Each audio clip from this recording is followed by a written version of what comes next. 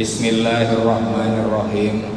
Assalamualaikum warahmatullahi wabarakatuh.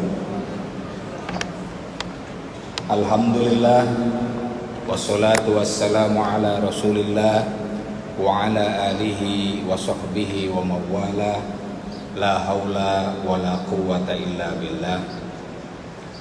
Rabbis shrah li sadri wa yassir li amri wa hlul 'uqdatam min lisani yafqahu qawli, amma ba'd. Jamaah Masjid Istiqlal yang saya hormati dan para pemirsa Masjid Istiqlal TV yang saya muliakan, alhamdulillah pada kesempatan ini kita bisa kembali mempelajari kitab Al-Falsafah Al-Qur'aniyah karya Abbas Mahmud Akkad. Di pertemuan kali ini kita akan membahas bab yang pertama, yaitu Al-Quran wal Ilm. Al-Quran dan Ilm. Bismillahirrahmanirrahim. Qala al-muallifu rahimahullahu ta'ala wa nafa'ana bihi bi ulumihi bid daraini amin ya rabbal alamin. Al-ulumul insaniyah, ilmu-ilmu manusia, maksudnya di sini adalah ilmu-ilmu yang digagas oleh manusia, lawan dari ilmu-ilmu yang berbasis pada wahyu. Tatajaddad, senantiasa membaru, ma'azzamani, dengan waktu, ala sunnatit taqaddum, sesuai dengan resam kemajuan. Ilmu itu selalu maju sesuai dengan zaman dan sesuai dengan kebiasaan sesuatu yang pada kecenderungannya adalah maju. Kemajuannya seperti apa? Contohnya fala tazalu baina naqisin yatim. Ilmu atau pengetahuan yang tadinya kurang, yatim, menjadi sempurna. Wa ghamidin yattadih, yang tadinya ambigu, belum jelas, tadi menjadi jelas. Wa mauza'in yatajamma, ilmu yang tadinya tersebar tidak jelas, kemudian yatajamma, menyatu. Wa khata'in yaktaribu minas shawab, ilmu yang tadinya keliru mendekati kebenaran. Wa tahminin yataraqqa ilal yakin, ilmu yang tadinya hanya praduga saja meningkat menjadi sesuatu yang meyakinkan. Tentang perkembangan ilmu itu, bapak-bapak, ibu-ibu bisa merefleksikannya pada kejadian yang tidak terlalu lama lah, yang kita alami bersama, yaitu ketika kita mengalami corona. Nah, di situ pengetahuan tentang seseorang kena corona atau tidak, itu kan yatarab, meningkat.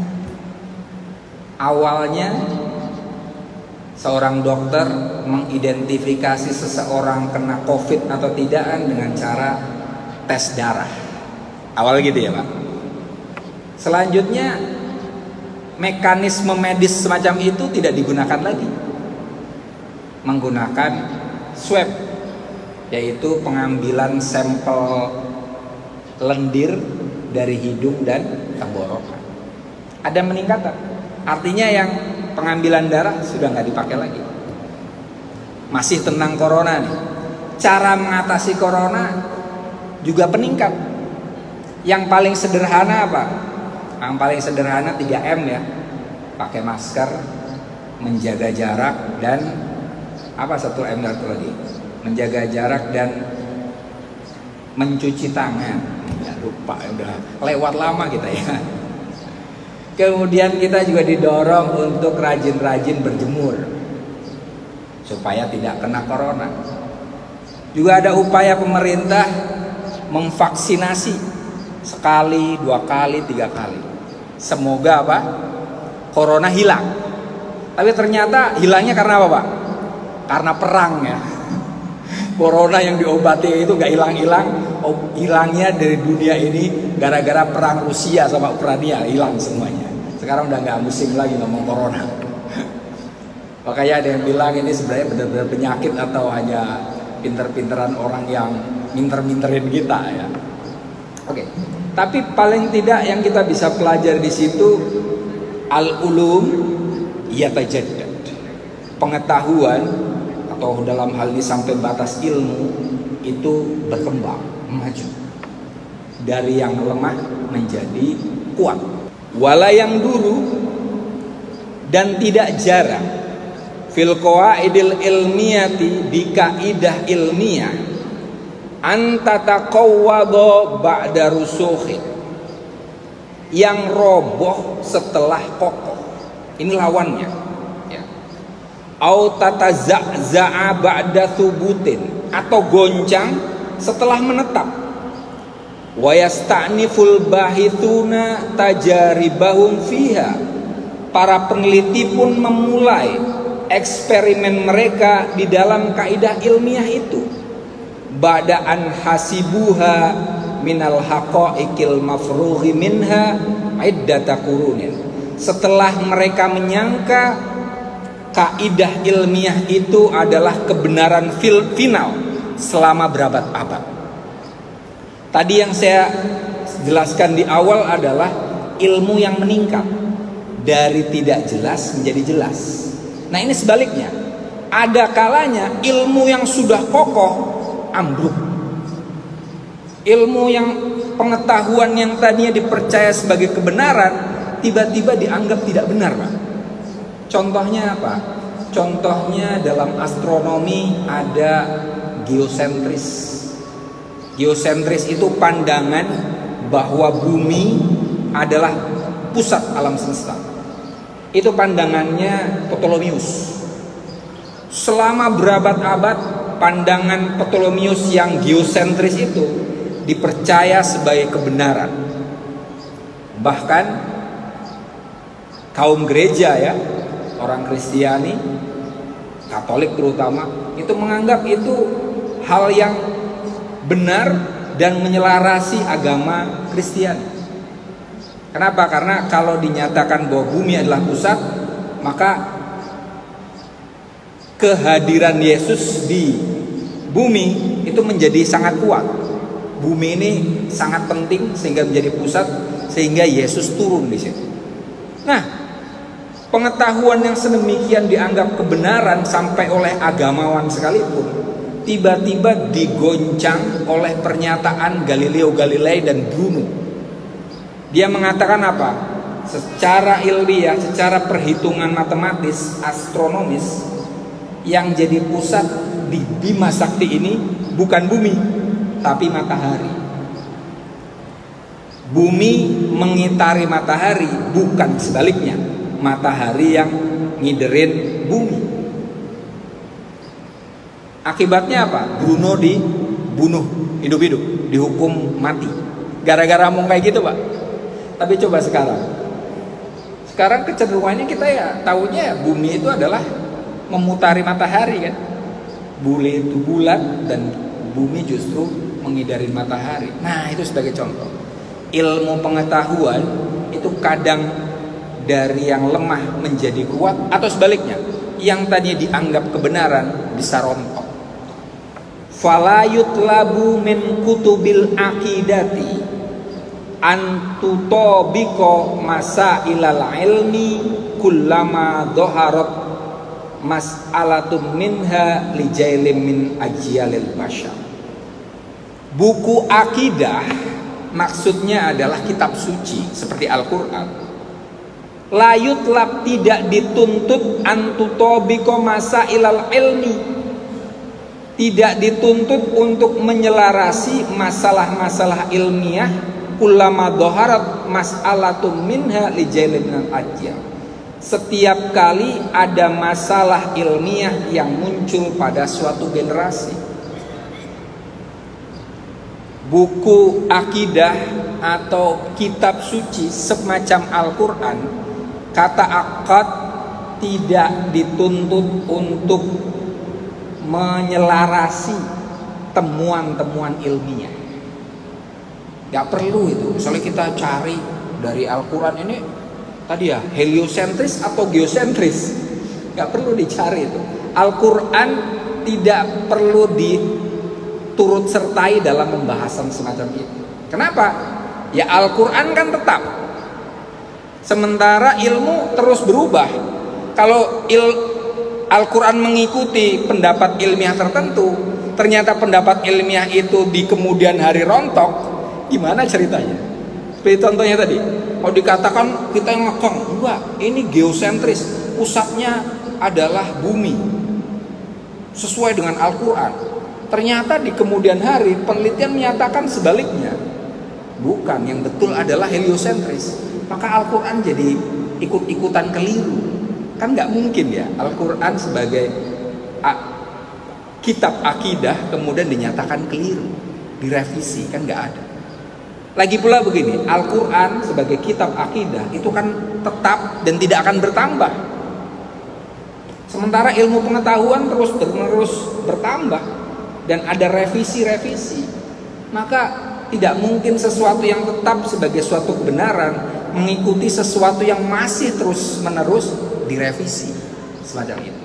Nah, walayutlabu, dan tidak dituntut pula min mu'taqidiha, dari orang yang mempercayai suatu akidah, ayyastahrijuu min kutubihim tafsilati tilkal ulum, untuk mengeluarkan dari buku-buku akidah mereka penjelasan ilmiah tentang apa yang dikatakan ilmu.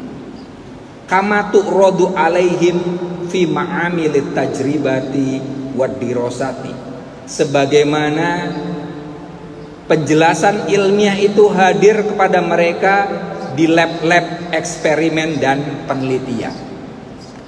Kenapa? Li'anna hadhihi tafsilat, karena penjelasan ilmiah itu tatawaqqafu ala muhawalatil insan wa juhudi, bergantung pada upaya manusia. Kama tatawaqqafu ala hajatihi, sebagaimana penjelasan ilmiah itu bergantung pada hajat kebutuhan manusia, wa ahwalihi wa ahwali zamani, dan kondisi historisnya. Sebagaimana Al-Quran yang tidak dituntut untuk menyelarasi temuan ilmiah, demikian juga orang yang mempercayai suatu akidah. Misalnya kita sebagai muslim tidak punya kewajiban untuk menyimpulkan dari Al-Quran misalnya sesuatu yang bisa menjelaskan temuan ilmiah. Kenapa tadi? Karena ilmu itu, penjelasan ilmiah itu bergantung pada manusia yang terus berganti, dan juga waktu yang terus berganti, dan kondisi manusia tadi sekaligus kebutuhannya. Contohnya misalnya begini, apa ilmu terbaru akhir-akhir ini yang digeluti oleh anak muda sekalipun adalah AI ya, artificial intelligence, kecerdasan buatan yang ada di handphone, ada di komputer. Apalagi kemarin-kemarin juga ada blockchain ya, tentang cryptocurrency sebagai pengganti dari rupiah, dari uang semacam itu. Misalnya tadi artificial intelligence itu penemuan ilmiah baru. Apakah kita sebagai umat Islam punya kewajiban untuk mencari di Al-Quran penjelasan untuk blockchain itu seperti apa, artificial intelligence berapa? Nggak perlu. Kita tidak punya kewajiban tentang itu. Kenapa? Karena ini sangat maju dan terus berganti. Sementara Al-Quran bukan buku ilmiah, akan apa ya, kepontal-pontal lah. Kalau misalnya Al-Quran tidak membicarakan hal itu, apakah kemudian kita katakan Al-Quran itu tidak mengikuti zaman? Ya beda. Ini ilustrasinya seperti inilah. seperti antara burung dengan ikan. Burung akan merasa bodoh kalau disuruh renang. Demikian juga ikan akan merasa bodoh kalau disuruh terbang. Nah, itu ilmu dengan Al-Quran itu posisinya semacam itu sebenarnya. Ilmu terus menyelarasi zaman yang selalu direvisi, sementara Al-Quran itu justru menjadi petunjuk bagi zaman, petunjuk bagi manusia yang tidak ada revisi di dalamnya. Nah, ini tidak apple to apple untuk menuntut Al-Quran agar menjelaskan temuan ilmiah semacam itu. Makanya tafsir ilmi, ya tafsir saintifik terhadap Al-Quran versi Abbas Mahmud Akkad jadi tidak relevan. Kenapa? Karena tadi ilmu pengetahuan maju terus dan kadang berganti. Al-Quran akan ikut-ikutan keliru kalau ada revisi pada penelitian ilmiah. La hajata bil Qur'ani ila mithli hadal iddia. Al-Quran tidak memerlukan klaim-klaim tentang keselarasannya dengan ilmu. Li'annahu kitabu aqidatin yukhotibud dhamir. Kenapa? Karena Al-Quran adalah kitab akidah, kitab tentang apa yang seharusnya kita yakini, yukhotibud dhamir, yang berbicara dengan nurani kita. Al-Quran itu bukan buku ilmiah, saudara-saudara semua. Al-Quran itu buku akidah yang berbicara dengan nurani kita. Ketika ada orang di antara kita sombong, Al-Quran akan menyentil. Ketika di antara kita ada yang terpuruk, Al-Quran yang berbicara dengan hati nurani itu akan memberikan hiburan untuk kita. Tadi, kalau misalnya contohnya apa? Orang yang sombong kemudian diingatkan oleh Al-Quran. Misalnya apa? Fal yang duril insanu mimma khuliq, uliko mimma indafiq. Misalnya gitu kan. Orang sombong ngapain? Fal yang duril insanu mimma khuliq. Lihatlah wahai manusia, dari mana engkau tercipta. Khuliqa mimma indafiq. Engkau hanya tercipta dari air yang memancar, air mani. Itu kan akhirnya ngapain kita sombong? Ya. Tadi Al-Quran adalah kitabul aqidah yukhatibu ad-dhamir. Kalau kita lagi terpuruk, lagi bokeh, istri lagi ngap-ngapan misalnya gitu ya Pak ya, pemasukan tidak mencukupi kebutuhan kita, itu kemudian Al-Quran juga sama, yukhatibu dhamiruna, inna ma'al usri yusra, misalnya gitu ya. Sesungguhnya setiap kesulitan itu diiringi oleh kemudahan, dan seterusnya. Nah tadi Al-Quran bukan buku ilmu, bukan buku ilmiah, melainkan buku akidah yang yukhatibu dhamir. Wa khairu ma yutlabu min kitabil aqidah fi majalil ilmi ayyahutha ala tafkir.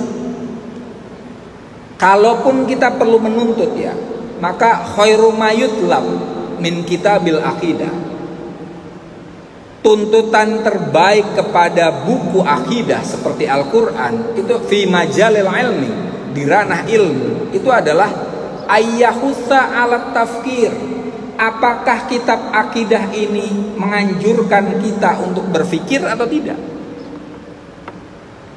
Wala yatadammanu hukman minal ahkam yashullah harakatal aqli fi tafkiri.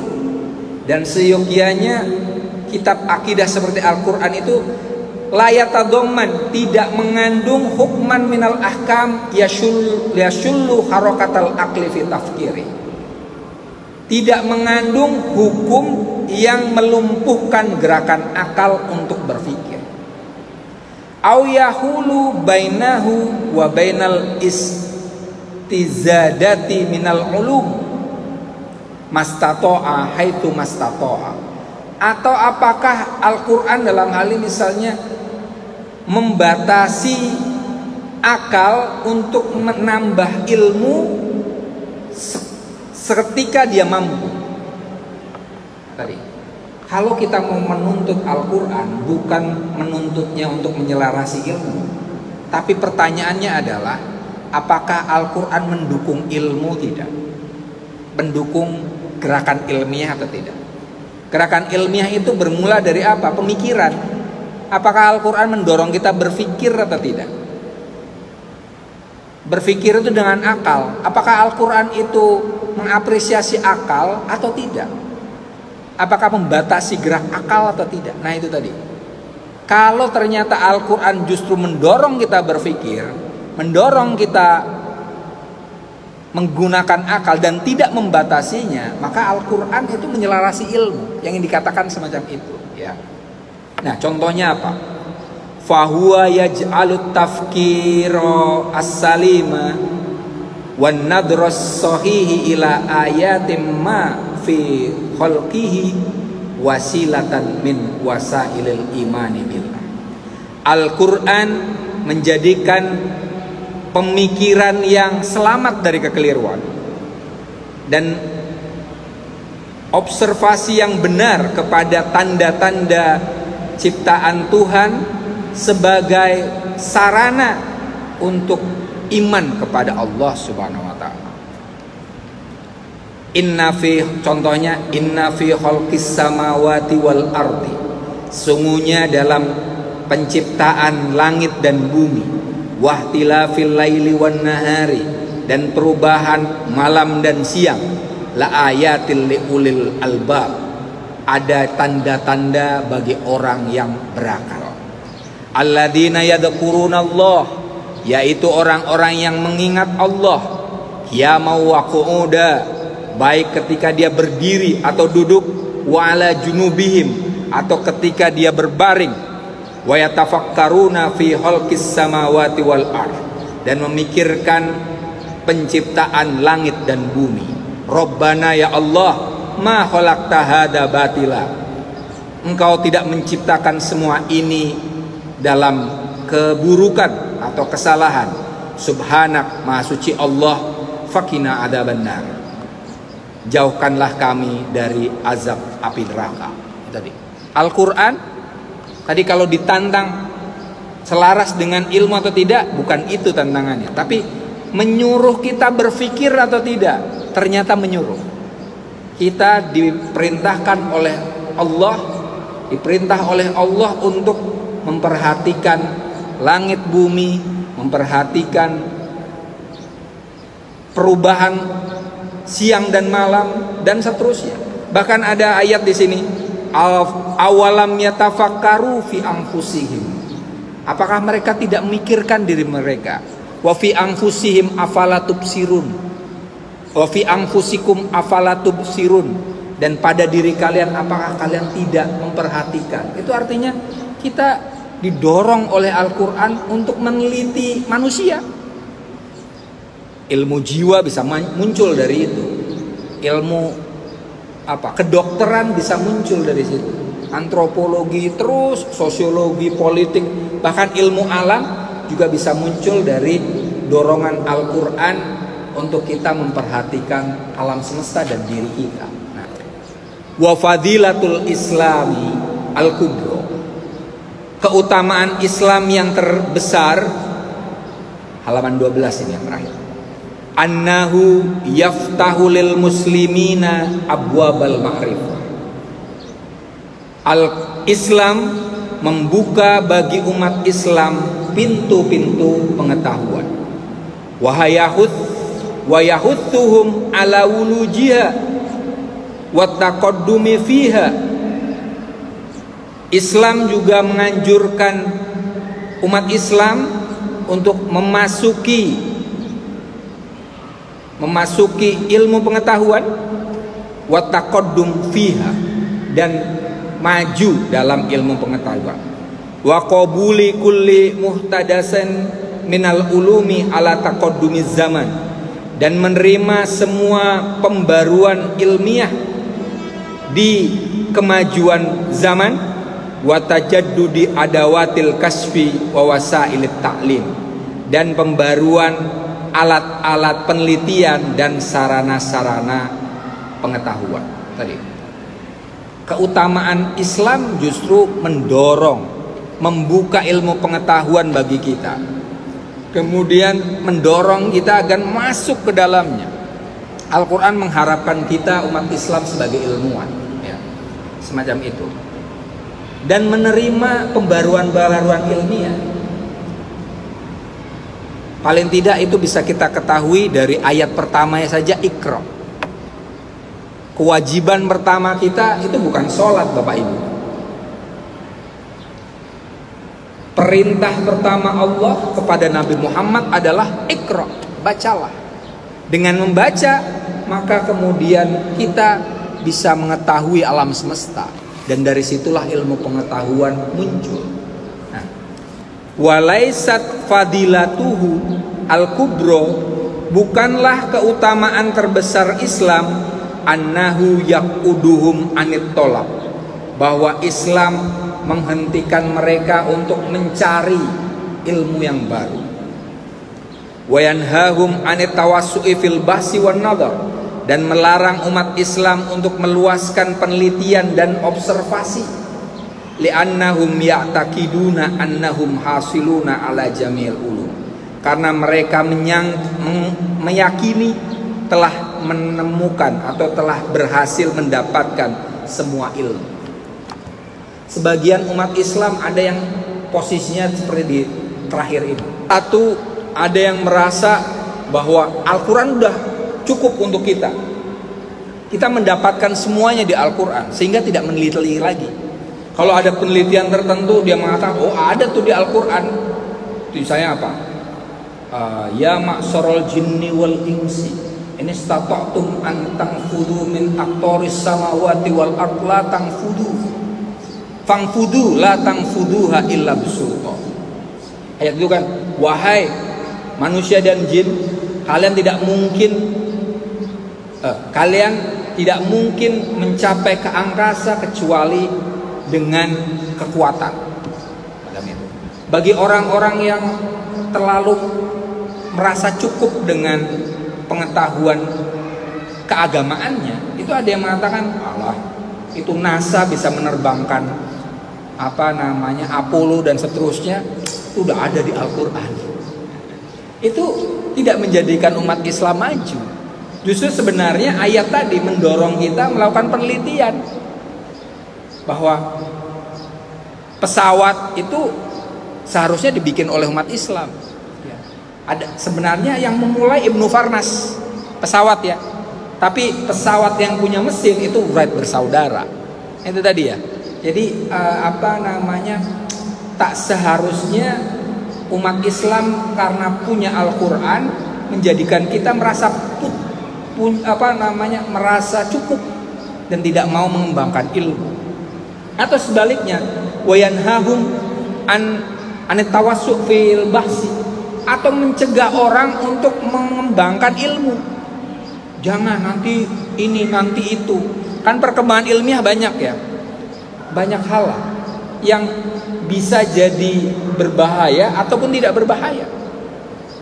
Nah, semuanya ilmu pengetahuan itu seperti pisau saja, bisa menjadi baik atau menjadi buruk, tergantung siapa yang megang.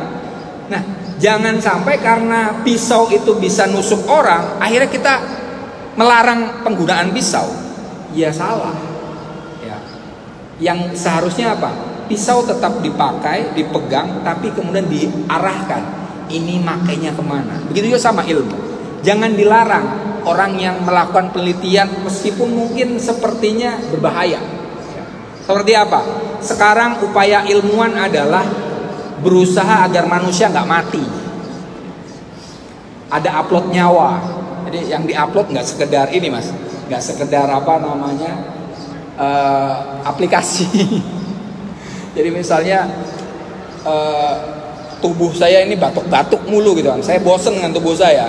Itu nanti kemudian bisa ada upaya untuk membuat tubuh yang lebih baik.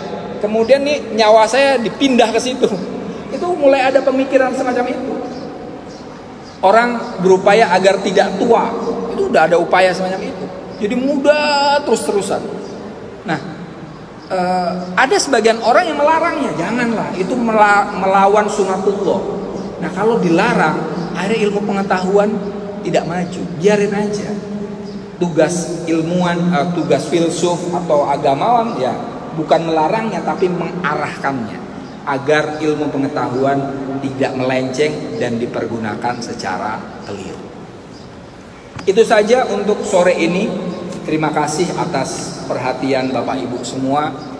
Kurang lebihnya mohon maaf. Saya Zainul Ma'arif selaku pengampu kajian filsafat Islam di Istiqlal ini mengucapkan mohon maaf dan juga terima kasih atas perhatiannya. Wallahu muwaffiq ila aqwamit thoriq. Wassalamualaikum warahmatullahi